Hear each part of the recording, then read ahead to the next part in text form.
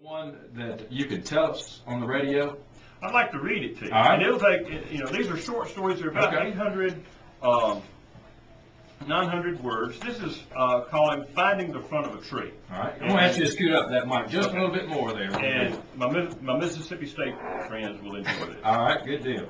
David Earl owns a couple of hundred acres of timberland out on the east side of the county. I remember when he bought it about 15 years ago. He and I go out there in the fall and do a little deer hunting. Well, we go out there and sit on the tailgate of his truck and drink a few beers and dare any deer to walk by. So far, none of them have taken us up on the challenge. Now, these trees are starting to get fairly large. Someone down at the City Cafe told David Earl that he needed to get the timber cruised, thin it out, and sell some. Apparently, the thinning lets the remaining trees grow faster or taller or something like that. David Earl, as most of you know, is a die-hard Ole Miss fan.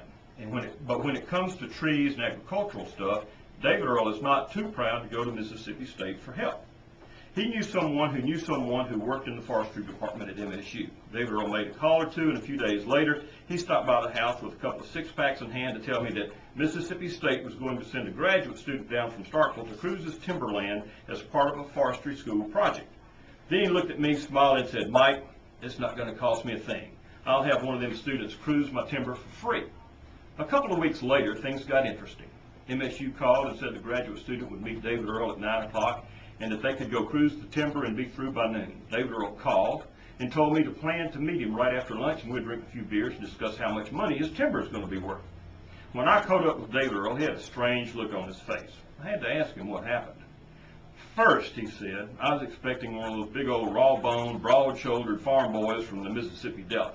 I expected to see a kid jump out of an extended cab four-wheel drive pickup truck sporting a brown duck Carhartt jacket, a maroon MSU ball cap, and a mouthful of chewing tobacco. This ought to be good, I said to myself. Instead, I was face to face with a little short, red-headed, green-eyed, freckle-faced, geeky female from Michigan. She stuck out her hand and explained how she was working on her doctorate in forestry management. Mike, she's driven down from Starkville in an old blue Toyota that had Save Our Forest and Hug a Tree bumper stickers on both the front and back bumpers.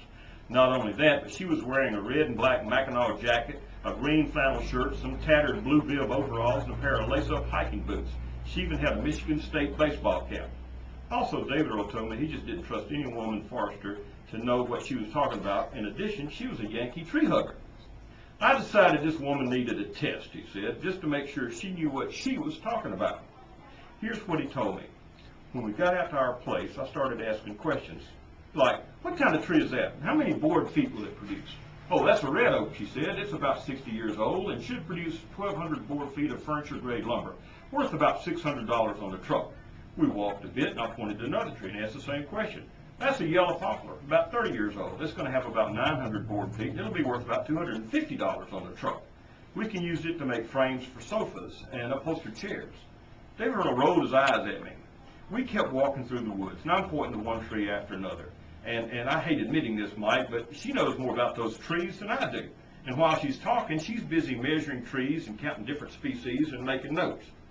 Then David Earl told me I was determined to ask her a question she couldn't answer. Finally, I pointed to a big tree and asked her another question. Can you tell me which side of that tree is the front and which side is the back? He said the woman walked over to the tree, looked up towards the sky, looked to the left, then to the right, then she walked around the tree. She was behind the tree for a couple of minutes, then she walked back towards David Earl. Right there, she said, pointing to the front of the tree. David Earl thought he had her. He said, how can you be so sure that's the front of the tree? Simple. Did you see what I was doing a minute ago? No. Why? Well, I used the bathroom behind that tree. This must be the front. Very good. Now, all the stories are concerning David Earl? Yeah. Is he the character in each of these stories? He's the character in each and every one. David Earl, his wife, beautiful young lady named Rebecca Elizabeth, he calls her Becky Beth. Mm-hmm. And then he's got a son named Little Earl. But David Earl is the central character, and he is in the center of each one of these stories. Well, good deal. David Earl's ABCs, Adventures, Beer, and Characters by Mike Windham, available tomorrow here in Brookhaven at the library. At the public library. The regional library.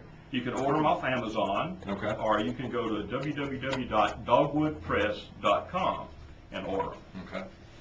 Dogwood Press, Amazon.com for the folks out there on the World Wide Web. They can do that. And right here around town, they can come by the library tomorrow from 4 somewhere tomorrow afternoon. Yeah, at the somewhere library. tomorrow afternoon.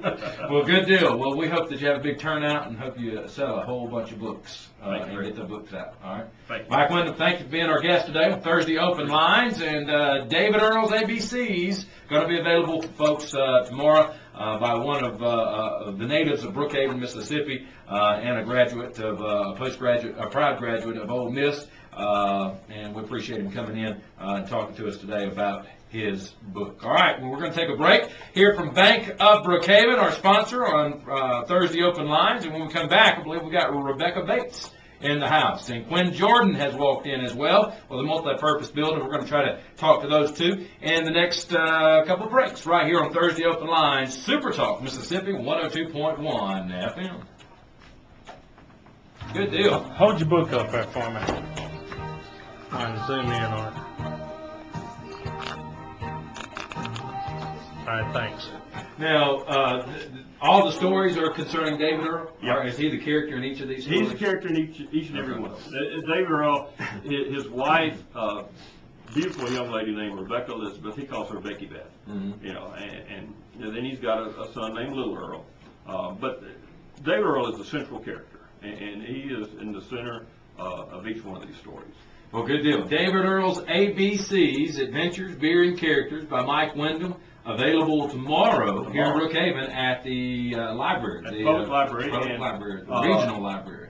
You can order them off Amazon, Okay. or you can go to www.dogwoodpress.com and order them. Okay. Dogwood Press, Amazon.com for the folks out there on the World Wide Web. They can do that. And right here around town, they can come by the library tomorrow from 4 somewhere tomorrow afternoon. Yeah, at the somewhere library. tomorrow afternoon. Well, good deal. Well, we hope that you have a big turnout and hope you sell a whole bunch of books Thank you. and get the books out. All right. Thank you. Mike Windham, thank you for being our guest today on Thursday Open Lines. And David Earl's ABCs going to be available for folks tomorrow by one of the natives of Brookhaven, Mississippi, and a graduate of a proud graduate of Ole Miss. And we appreciate him coming in and talking to us today about his book. All right, well, we're going to take a break here from Bank of Brookhaven.